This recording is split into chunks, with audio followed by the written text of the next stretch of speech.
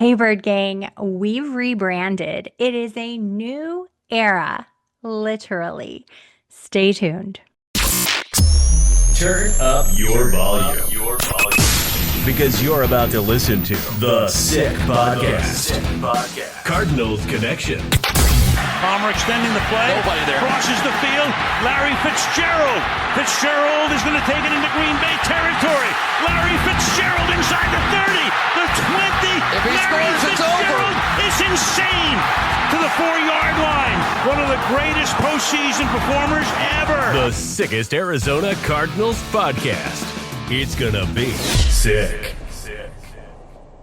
Welcome to the sickest Arizona Cardinals podcast. I'm your host, Kelly Singh, and it is a new era, literally. New name, new co-host, same fire, and we are now the Cardinals Connection, still part of the Sick Podcast Network. Season 4. This is the relaunch episode, and we're diving into our rookie insights, talking a little bit about OTAs, and getting to know my new co-host, James. You may know him as MHJ Era. James, woo! Woo. Maserati Marv. Follow me on Twitter, MHJ era _. MHJ Era _ is correct. If you're not following, which you probably are, but if you're not, go make sure you give him a follow. Part of the reason for rebranding is we were looking at show format and the things that we talk about. And season 4, I'm still trying to figure it out, believe it or not. But we stumbled across James and his account and how active he is and the fan base that you have, James, even your non-fan base. The My haters, Seahawks, my trolls. That's fun. No, it's the all haters. in good fun. All in good fun.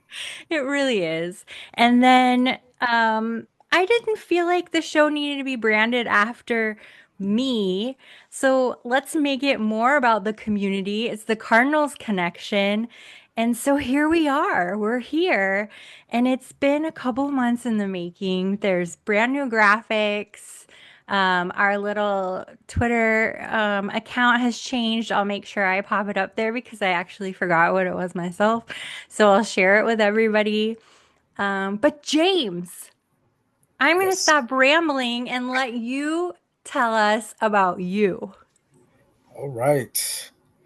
How did I become a Cardinals fan? I became a Cardinals fan, I would say I was young, watched the 2008 Super Bowl. That's when I was like, I was learning. Still, football was like, 8, 9. Um, Learning just more about football, and Cardinals popped on my screen, and Larry Fitzgerald had that crazy run in 2008, just in the playoffs. And when Patrick Peterson got drafted in 2011, that immediately became one of my favorite players growing up. He was lockdown corner. He returned punts, returned kicks. So it was more than just him being, a cornerback. He did it all essentially for what we've been doing. And that was actually the first jersey I got myself. I was gifted a Larry Fitzgerald jersey, but the actual jersey I saved up. I spent $100 back then. Got me a nice Patrick Peterson jersey, so that'll always resonate with me.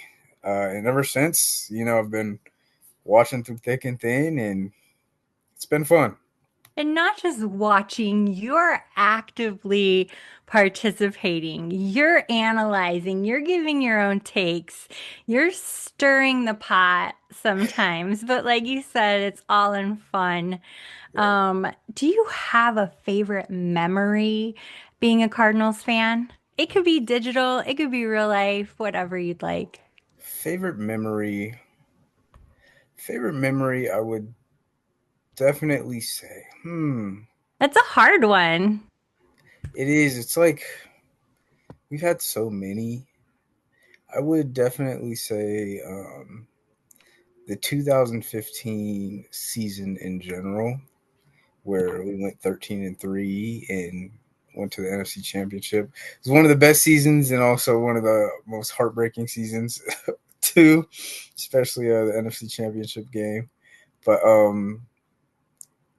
I would say, yeah, that Green Bay Packers game when Larry Fitzgerald pretty much put the team on his back and won the whole game.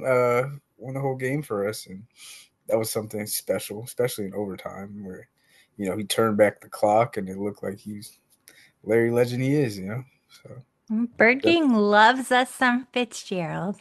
oh man, yeah, one of the greatest of all time. Larry Love. Yes.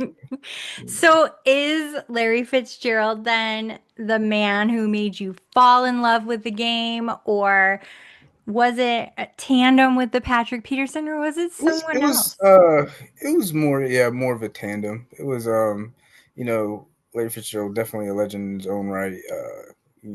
Came in around 2004, 2003, and he's pretty much the face of the Cardinals at this point, where he's one of our greatest players to ever play. So he's always there, and he's always a consistent face in the community. He's always he's always there and playing. He has a high standard. I would say. Played almost 20 years for us, so Right? something special to see. I I agree with the high standard. Like it's a high standard of play, it's a high standard of character.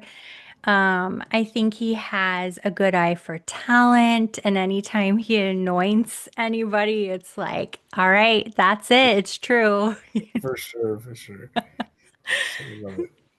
Well, when I approached you about doing the podcast, you had actually been getting some messages or in tweets from people saying, when are you going to do a podcast? When are you going to start a podcast?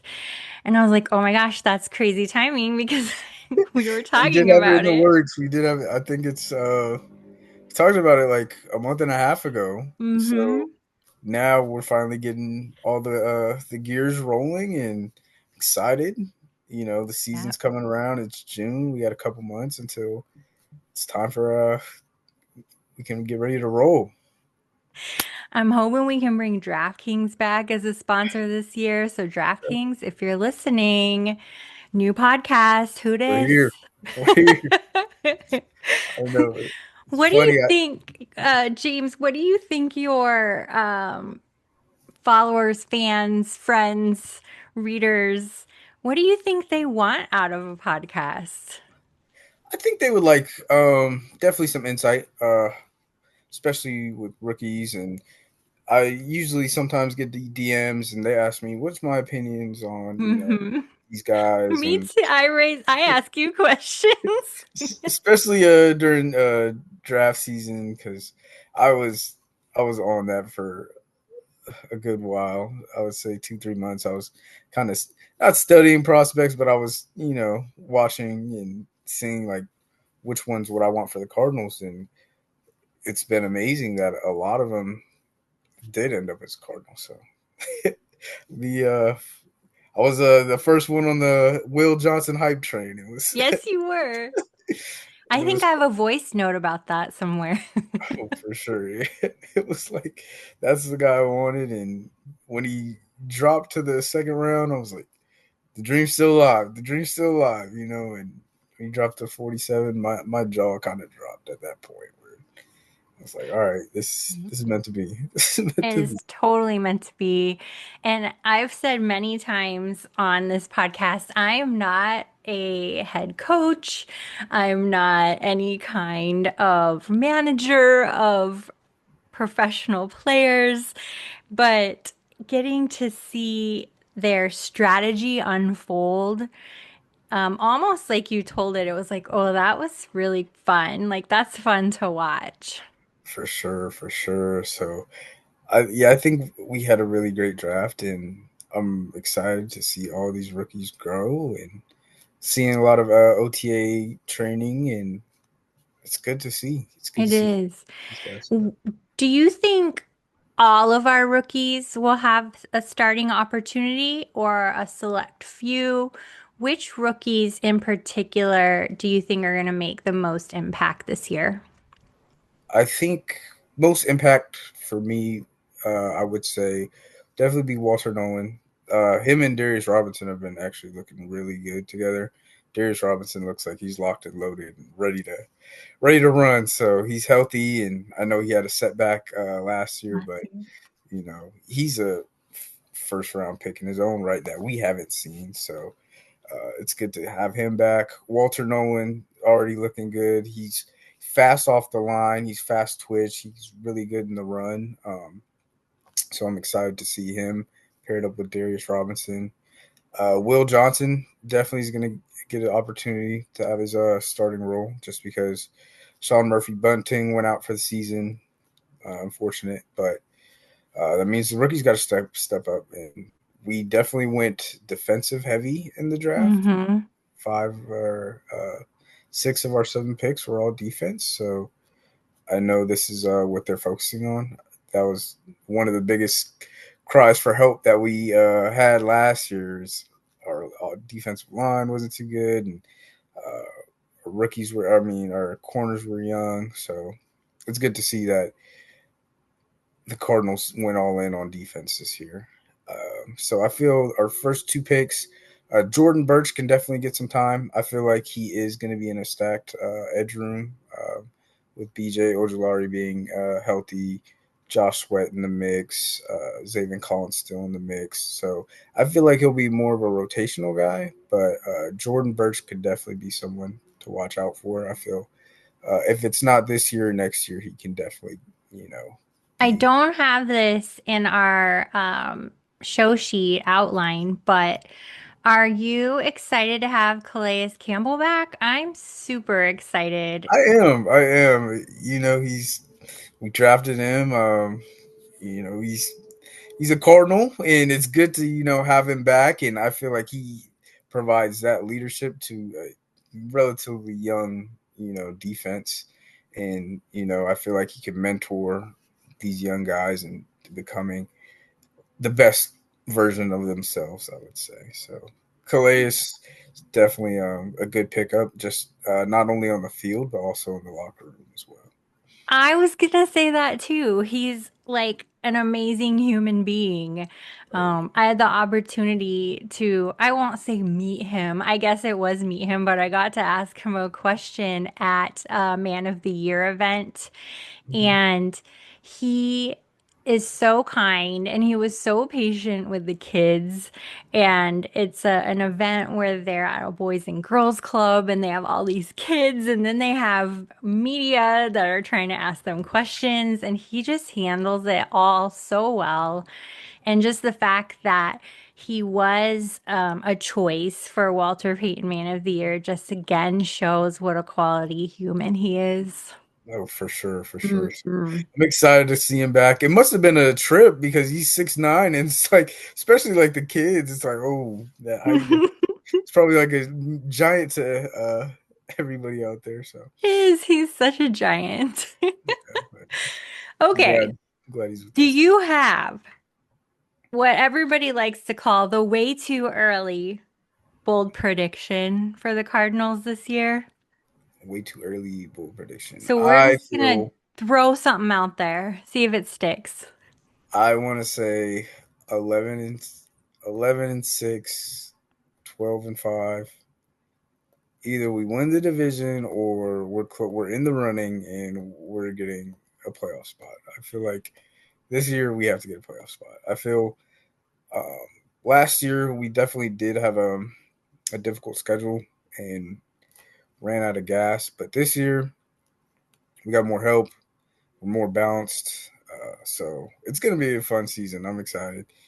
Uh, so I'm ready for it. But I'm gonna say, yeah, definitely 11-6, 12-5. We're making the playoffs. I want to win a playoff game this year. I'm on the same page as you because there's no way we would have fewer wins with this schedule. So Mhm. I'm going with 11-6 as well. And I have I believe I've tweeted that. So I need to go find it and pull it Mhm. out. But 11 and 6, 12 and 5 would be amazing. I thought worst case scenario, would win the wild card, but we've got to be in the playoffs. I don't see a scenario where we're not in the playoffs. Yeah, I feel like uh, depth is king, and I feel like we're pretty deep on the defensive side of the ball. I feel our offense it did stay the same, but I feel like we do have depth pieces at receiver. Not to the extent where it's a loaded wide receiver room, but I feel like it's to the point where these guys have definitely been in the system for a couple of years. Petzing pisses me off, but I'm willing to see how he does.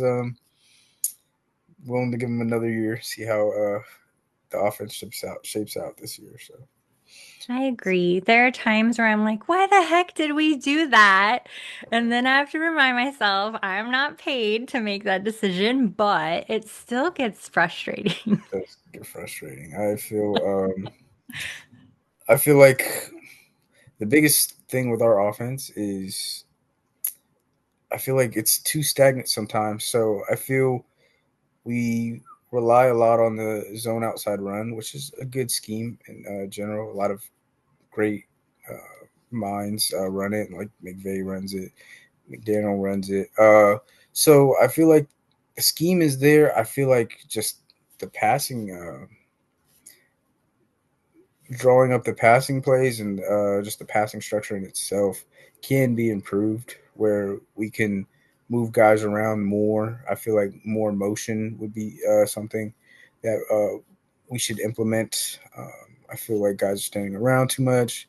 I feel moving Marv. I think you've seen that stat where on a crossing route, Marvin Harrison Jr. has the most yards off that. I feel like we can implement him there in the slot outside. I feel like if we just expand his route tree in general, hmm he's going to be what everybody's hoping for sure. I agree. And speaking of Marvin Harrison Jr., he's getting so much early publicity nationally, locally. People initially were saying, oh, he's too bulked up, he's going to be slow. And then the video comes out from mini camp videos, and everybody's like, oh, I'm on the train now. What do you have to say to everybody? Is this Marvin Harrison Jr. season? This is I've been telling everybody year one. I was like year one, okay. Year two is where all comes together. He's getting into his own body. He's getting learning game speed, and I feel like he needs coaching needs to put him in a more focal point of the offense where he can show what we've seen. We've seen Mm-hmm. his greatness at Ohio State. We've seen that's why he was the fourth pick. You've seen him take over games with 2, 3 touchdowns, 150 yards, things like that. So it's capable. He's capable of doing that. Um, and I feel like right now he's getting his body. He's hardest worker in the room. Everybody that's met Marvin Harrison Jr. They know he wakes up early. He stays late. He's always on the jug machine catching footballs. So I feel like the worth ethic, he has the right mentality. He has the right mindset, and I feel like it's all going to come into fruition year two. And he's been anointed by our king, Larry Fitzgerald. And I feel like they have a lot of qualities similar. They do. They're not big talkers. They work in day out, always positive. So I feel like that's a good mentor for Harrison Jr. to have. Just hmm his dad, Larry Fitzgerald. I feel like um, he's gonna have a good community around him where he's gonna be able to succeed. I So agree. I agree. I think for me, we're going to move into a little bit about concerns. So, as the fanalist person sitting on the sidelines, I am thinking about our O-line and why didn't we, build up our O-line very much or at all or anything like that? Because I got to think about, I mean, Kyler can scramble. Kyler can get out of pretty much anything. Mhm. But we had a situation last year. Clayton Tune needed to play. He started against the Browns. Holy smokes, what a terrible game to have to go in for your first start as a backup quarterback against the Browns, who really had one of the best defenses. And this wasn't last year, excuse me. This is two Yes. seasons ago. Defenses. And 2 seasons ago, seeing Clayton Tune out there just getting run over by the Browns defense. And I know a lot of our O-line has struggled with injury. So then we come into this season and we still see a lot of scrambling from Kyler, lots of scrambling.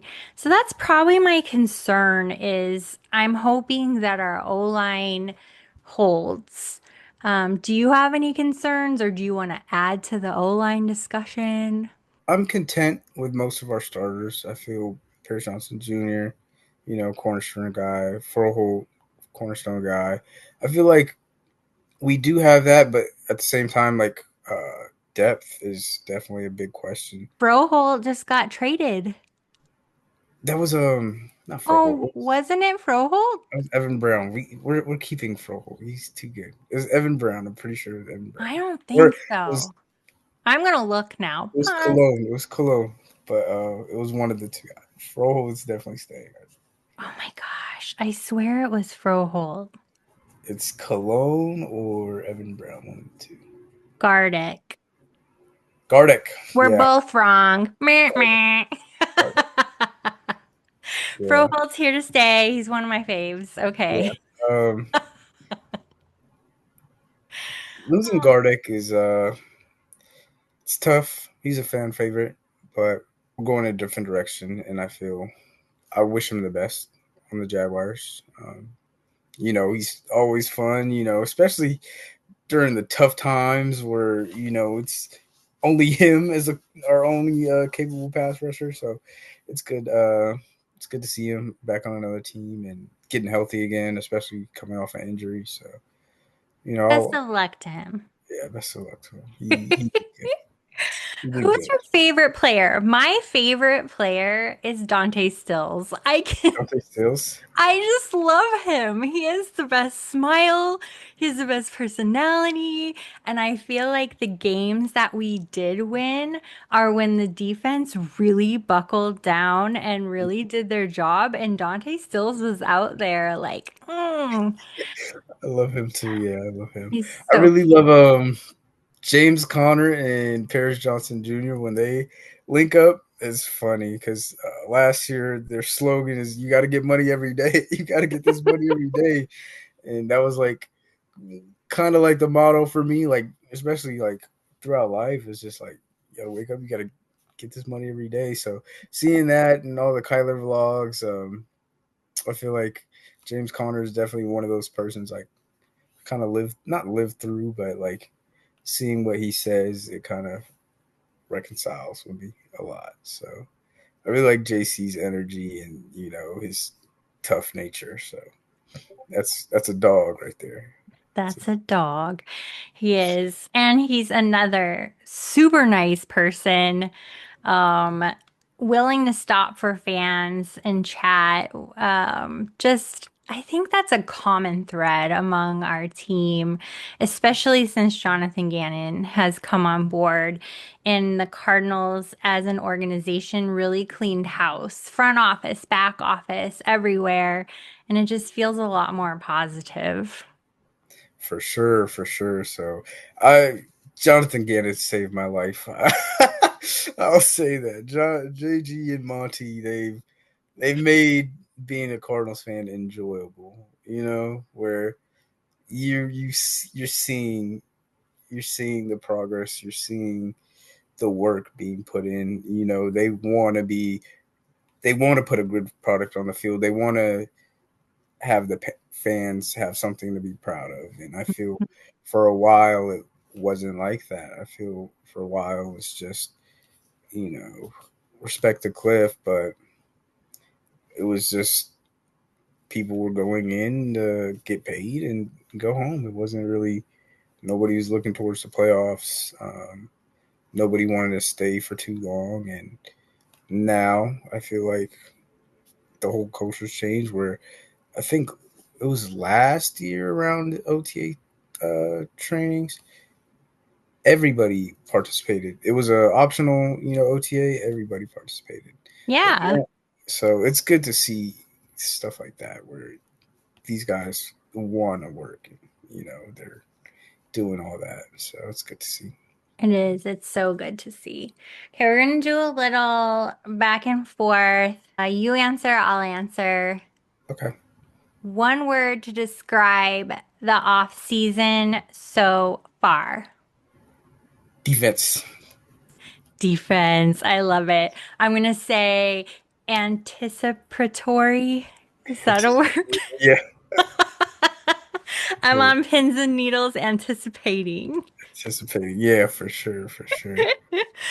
Okay, player you're most excited to see in camp. Will Johnson. I'm Will gonna Johnson. say Kyler Williams. I'm a hybrid now.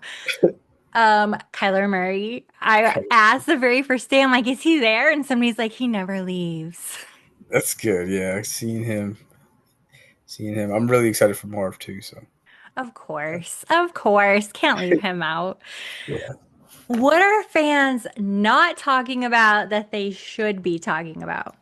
Don't sleep on Michael Wilson.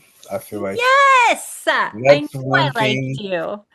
I think that's one thing that a lot of fans like we take for granted. It's like, okay, like we've seen Michael Wilson. He's had 2 years, but I I've seen from his interviews he wants to be great, and Hmm. I think it was like last month he said he's not having the production he wants, and this year he's all about producing. And he says, I'm scared to miss out on training just because what if it costs us in the future? And I feel like he's working because he loves his team, and I feel like he's gonna have a underrated year that people aren't gonna see coming. I agree with you. So I don't really have much to add to that. He's an extraordinary athlete. He can catch pretty much anything thrown his way, much like Marvin Harrison Jr. Mhm. He just doesn't get that many opportunities, but when he does, he rarely drops the ball.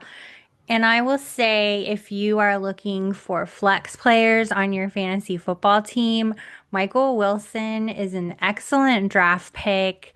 You can get him much later in your drafts than, all of your premier players. So don't sleep on Michael Wilson. Don't sleep on Michael Wilson. I feel like he's gonna do his thing this year. He's gonna do his thing. Also, another quality human being out there doing charity work. And even when he was at Super Bowl week a couple years ago in Vegas, he did a bowling tournament for charity, took pictures with fans. It's so nice to see these guys out and about. Oh, for sure. Yeah, I'm excited to definitely want to meet the player soon. It's fun. I actually did get tickets to the Seahawks Cardinals game. Yeah. Yay! So Yay! I will be there. I will be talking. I will be talking a lot of mess. It's gonna be fun.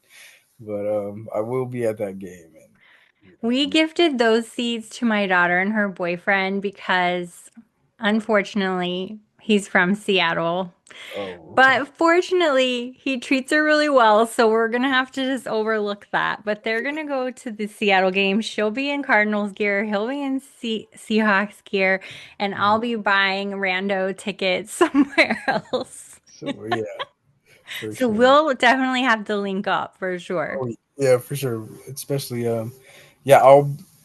It's a primetime game, so I'll probably be there. I don't know if I'm gonna go the day before or early in the morning, but I will be there, Yes. and it will be fun. I'll definitely take a lot of videos, and Be fun to see. Will be. We're gonna beat them. We're gonna beat them this year. They're always talking that mess. I'm gonna be there. I'm gonna witness it with my own eyes. With your own eyes. Oh my gosh.